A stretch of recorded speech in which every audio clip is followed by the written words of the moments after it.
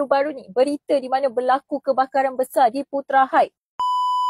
Jadi soalan dia, kenapa bahan kebakaran rumah di Putra Heights mencairkan emas? Suhu kebakaran rumah biasa-biasa adalah sekitar 500 ke 900 darjah Celsius saja. Tapi bagi kes Putra Heights, tuan-puan, ianya bukan kes kebakaran rumah biasa, tapi ianya kes letupan gas yang berskala besar.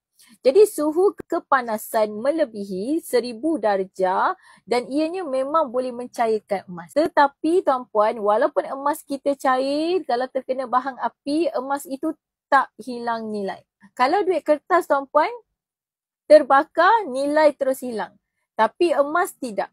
Dia boleh cair tapi nilai dia tidak akan sesekali hilang. Emas satu-satunya aset yang paling selamat dekat dunia kerana dia tidak boleh dimusnahkan. Emas ni bila dia cair, dia cuma bertukar bentuk sahaja tetapi nilainya tetap ada. Sedangkan tuan-puan, kalau kita tengok aset-aset yang lain seperti rumah, kereta, wang kertas, apa saja tuan-puan, boleh musnah sekelip mata.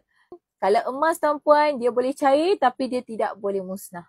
Itulah kita panggil kekayaan yang sebenar. Kita kena simpan emas sebagai backup kekayaan dalam situasi ekstrim termasuk peperangan, ancaman wabak dan juga malapetaka sekalipun emas kekal bernilai.